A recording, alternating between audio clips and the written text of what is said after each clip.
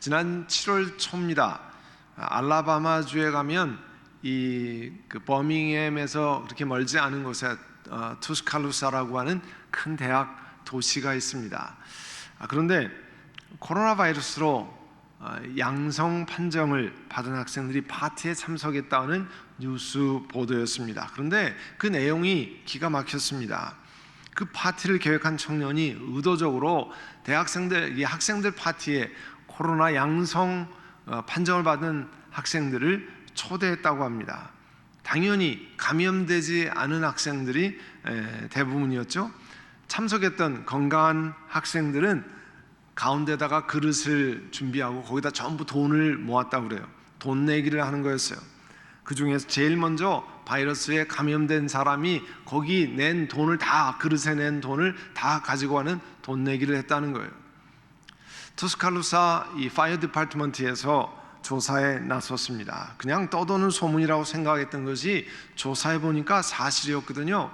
그래서 그 조사 내용을 그 파이어 디파트먼트의 치프가 이 시티 카운슬에서 이 보고하는 내용이 전국에 이 영상으로 뉴스에 나왔습니다. 또 같은 뉴스에요. 이런 일이 알라바마에서만 일어나는 것이 아니라 그 뉴욕주에도 그것이 일어났다는 거예요. 20살 된 청년들이 어느 집에 모여서 그분들 얘기가 되면서 코비드 파티를 벌였다는 거예요. 코비드 바이러스 파티를. 그리고 그 코비드 파티 이후에 보건당국에 의하면 8명이 확진이 됐다는 거예요. 당시에도 미국 전역에 7월 초에 사망자가 코비드 19으로 12만 7천 명이 사망했을 그런 참 아픈 시기였습니다. 젊은이들이 커뮤니티에 바이러스를 전파하는 무책임한 행동을 했다고 하는 기자의 보고가 있었습니다. 자신들이 젊지만 자기들이 바이러스 슈퍼 전파자가 될 수 있다는 것을 전혀 개의치 않고, 또 자신들뿐만 아니라 자신들도 그렇고 다른 사람들이 자신들에 의해서 감염되어서 그들도 사망할 수 있다고 하는 그런 것을 개의치 않고 행동한 겁니다. 사람들이 저마다 자기 뜻에 맞는 대로, 자기 좋아하는 대로 행했다고 하는 이 사사기 맨 끝에 있는 말씀이 여러분 떠오르지 않습니까? 우리는 지난 몇 달 동안 사사기의 이야기를 자세히 살펴보았습니다. 하나님이 약속으로 이스라엘 백성에 주신 가나안 땅, 그 땅에 들어가기 위해서 하나님 많은 기적을 베푸셨어요. 그리고 이스라엘 백성은 그런 기적을 체험하고 가나안 땅에 입성했습니다. 나가서 싸움하는 것은 이스라엘 백성들이 했지만 하나님 말씀에는 전쟁은 하나님께 속한 것이었기 때문에 하나님께서 이스라엘 백성들에게 힘을 주시고 길을 여셔서 전쟁하고 그 땅을 정복하게 하셨습니다. 그렇지만 그 모든 그 정복을 인도했던 여호수아가 죽고 또 그 백성들과 함께 하나님이 주시는 기적을 체험했던 이 백성들의 장로들이 죽은 이후에 그 다음에 일어난 세대들은 하나님이 그들을 돌보신다는 것을 전혀 알지 못했습니다. 기억지 않았습니다.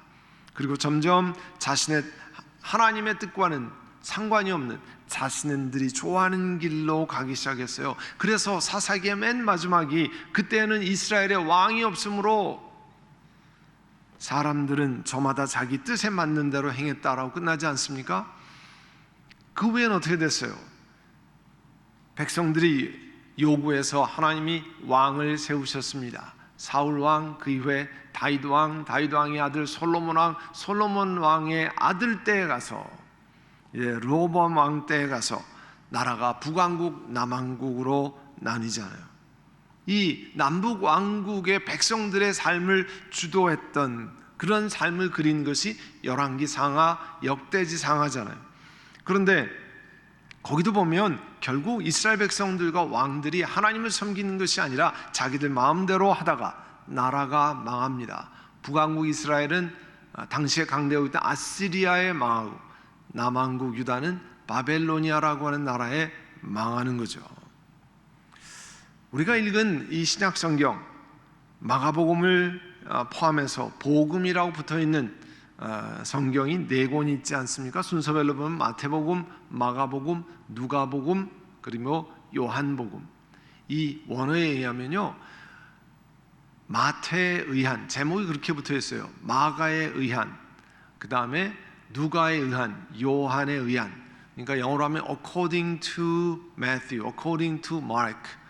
그렇게 기록되어 있거든요. 그거를 이제 우리가 마태복음, 누가복음, 마가복음 이렇게 번역을 한 거죠. 이 네 개 복음서들 가운데 우리가 오늘 읽은 마가복음이 제일 먼저 쓰여졌을 거라고 알려져 있습니다. 그리고 이 마가복음은요, 그 성경을 처음 읽는 대상이 로마 사람들일 것으로 로마 사람들을 대상으로 기록했을 것으로 봅니다. 그래서 여러분 마태복음을 읽고 또 누가복음을 읽으면, 특별히 마태복음이 시작하자마자 예수님에 관한 긴 족보가 나오잖아요. 또 누가복음에는 족보가 길진 않지만 누구의 아들 누구의 아들 이렇게 쭉 나오잖아요. 그와 같은 것들이 이 마가복음에는 없습니다. 이 로마인들에게는 뭐 그런 족보에 관한 것이 필요치 않은 것으로 보여집니다. 그리고 이 복음서 네 권 가운데 마가복음이 16장으로 제일 짧아요.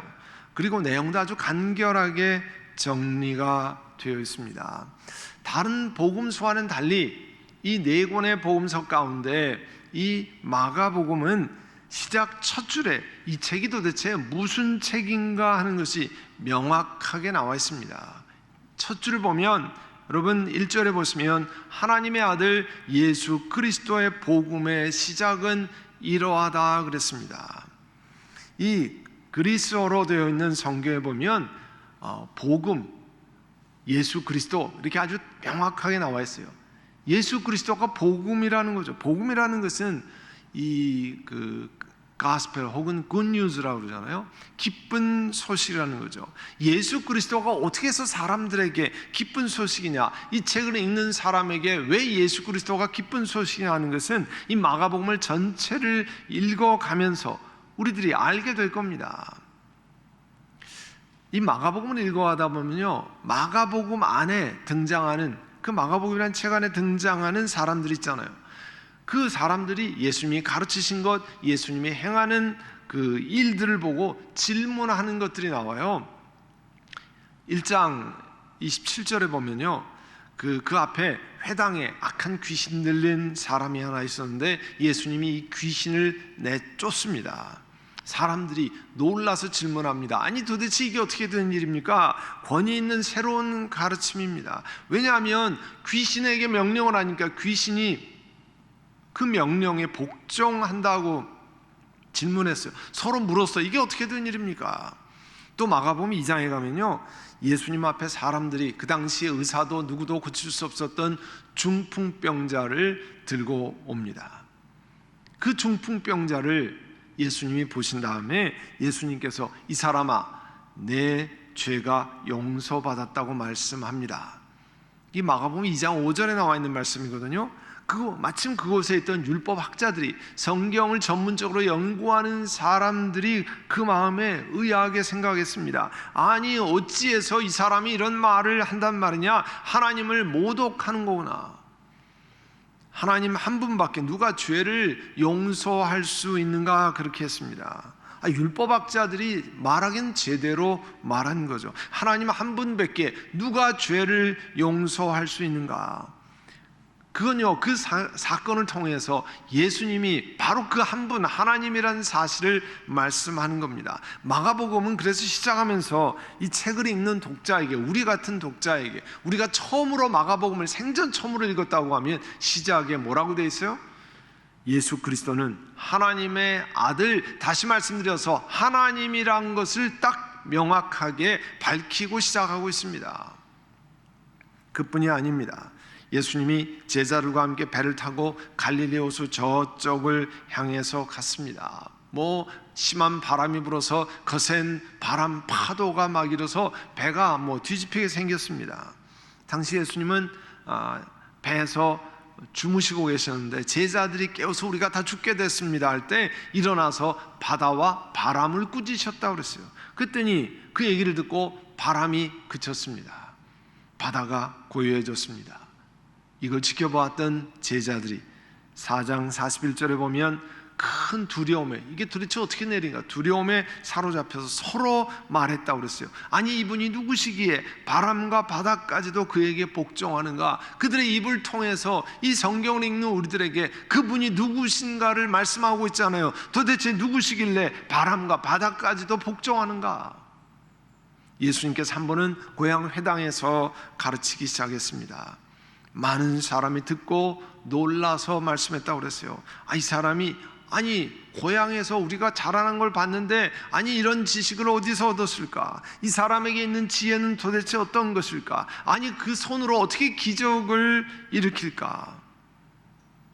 예수님이 행한 그 기적을 행하는 그 당시에 예수님을 사람들이 어떻게 생각하고 있는가? 그거 이제 성경에 기록하고 있습니다. 마가복음 6장 14절에 보면요, 예수님의 이름이 널리 퍼졌어요. 그랬더니 다시 당시에 그 유대 땅 일부를 다스리고 있던 헤롯 왕이 그 소문을 들었습니다. 사람들이 그 말하기를 세례자 요한이 죽은 사람들 가운데 살아났다고 합니다. 또 어떤 사람은 그가 엘리야라고 합니다. 또 어떤 사람은 옛 예언자들, 다른 선지자들과 같은 한 사람입니다. 그렇게 얘기했어요. 헤롯 왕이 이 소문을 듣고 자기가 목을 베라고 얘기했던 그 요한이, 세례 요한이 살아왔다고 생각했습니다. 그러니까 예수님을 다 그렇게 생각했다는 거예요. 예수님과 함께 이 성경에 등장하는 인물들은 예수님을 직접 만났지만 예수님에 관해서 제대로 알지 못하는 사람이 대부분이었어요. 그래서 이 마가복음을 시작하는 독자인 우리들에게, 우리가 처음으로 읽다면 예수 그리스도 복음인데 그분이 누구냐? 하나님의 아들인 것을 말씀하고 있어요. 하나님이신 것을 말씀하고 있어요.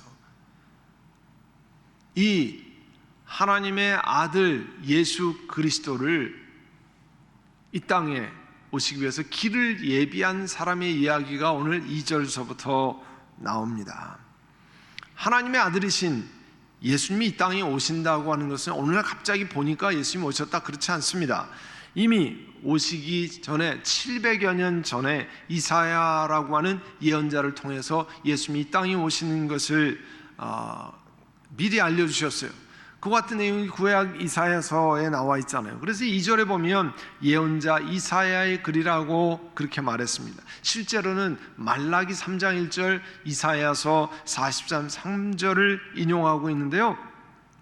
1장, 우리 읽는 마가복음 1장 2절에 보시면 보아라, 내가 내 심부름꾼을 너보다 앞서 보낸다. 그리고 그가 내 길을 닦을 것이라 그랬어요. 광야에서 외치는 소리가 있다. 너희는 주님의 길을 예비하고 그 길을 곧게 하여라 한 것과 같이 이렇게 말씀합니다.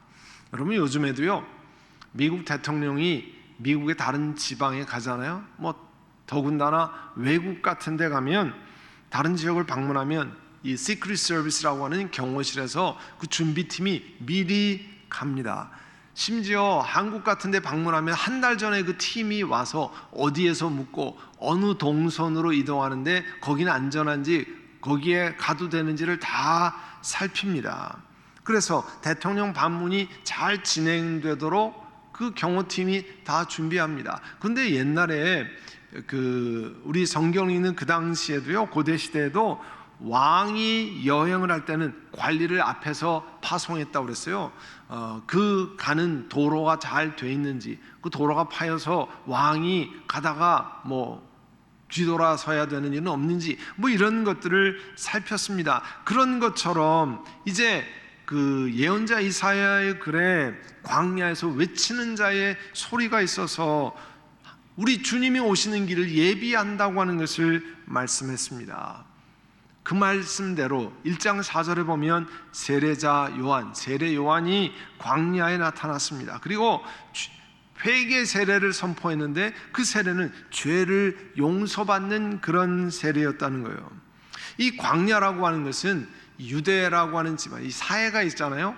그 위에 요단강이 갈릴리에서부터 이렇게 흘러내리죠. 사해가 있고 사해 왼쪽에 유대 지방이 있는데 그 중간 지방을 광야라 그렇게 하는데요. 윌더니스, 황량하고 아주 바위투성이의 그런 곳이었습니다. 그곳에서 세례자 요한이 나타나서 회개 세례를 선포했어요. 여러분, 회개라는 것이 어떤 것에서부터, 잘못된 것에부터 돌아서는 게 회개잖아요. 그리고 새로운 방향으로 나아가는 거잖아요. 이스라엘 백성들에게 여태까지 살던 불순종, 그런 것에 반항해서 돌아오고 이제 앞으로 오실, 우리를 구원하실 메시아를 향해서 방향을 바로 잡으라고 그렇게 선포하는 것이었습니다. 그게 세례 요한이 와서 한 일이에요. 그 이야기를 듣고요, 1장 5절에 보면 유대 지방 사람들, 온 예루살렘 주민들이 전부 그 얘기를 듣고 나왔다고 그랬어요. 자기들의 죄를 고백하고 요단강에서 세례 요한에게 세례를 받았다고 그랬습니다. 유대 지방 사람들, 온 예루살렘 사람들, 그 당시 옛날이지만 꽤 많았습니다. 그 사람들이 다 요단강에 와서 자기들의 죄를 고백하고 세례 요한에게 세례를 받았습니다. 그런데 그 요한은요, 낙타 털옷을 입었다고 그랬어요. 1장 6절 보세요. 그리고 허리에 가죽들을 띠고 메뚜기와 들꿀을 먹고 살았습니다. 당시 낙타 털옷은요, 지금과는 달랐어요. 우리가 낙타 털옷으로 만든 그걸 우리가 캐시미어라고 그러잖아요. 최고급 옷에 속하는데, 그 당시에 낙타털은 아주 가난한 사람들의 복장이었어요. 그거를 만드는 그 기술이 없기 때문에 그래요. 열왕기 하에 보면 사람들이 왕에게 말합니다. 털이 많고 허리에 가죽들을 띠고 있습니다. 그때 그 왕이 뭐라고 하냐면 틀림없이 엘리야다 그랬습니다. 그 당시 엘리야 선지자의 표정이 그 광야에서 가죽들을 띠고 그는 사람이었어요. 당시 알려져 있지 않았지만 당시 사람들에게 이제 퍼져 있던 내용은 뭐냐면 엘리야가 하늘로부터 와서 메시아의 길을 예비하라는 것이었습니다. 그런 얘기가 있는데, 세례 요한이 허리 가죽들을 띠고 엘리야를 상징하는 그런 모습을 하고 광야에 나와서 그런 말씀을 외치고 있었거든요.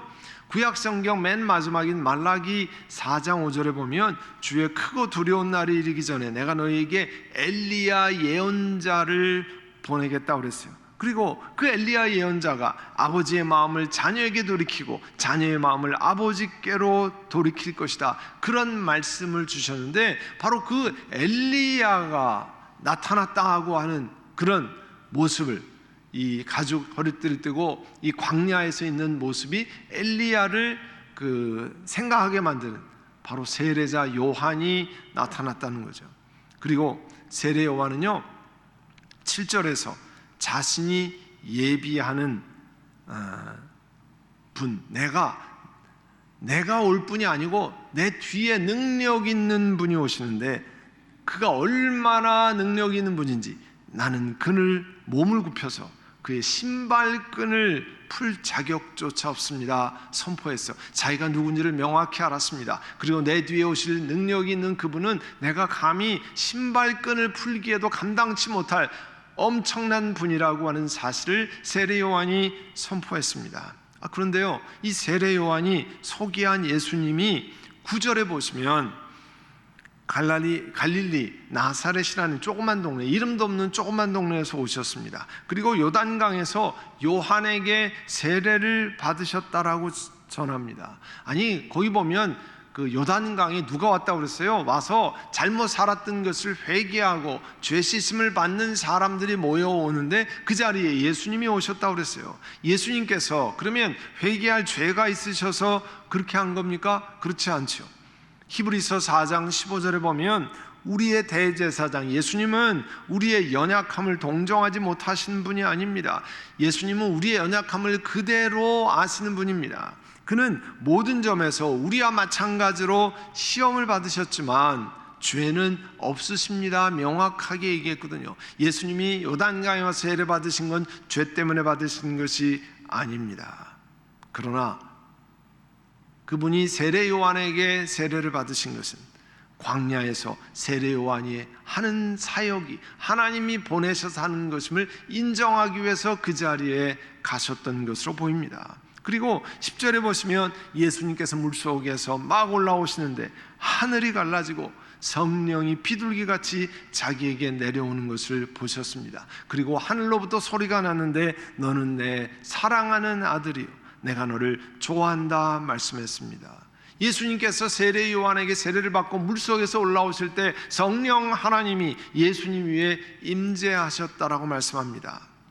누가복음 4장 18절에는요 주님의 영이 내게 내리셨다, 주님께서 내게 기름을 부으셨다고 그랬어요. 성령 하나님이 예수님께 오셔서 기름을 부으셨다.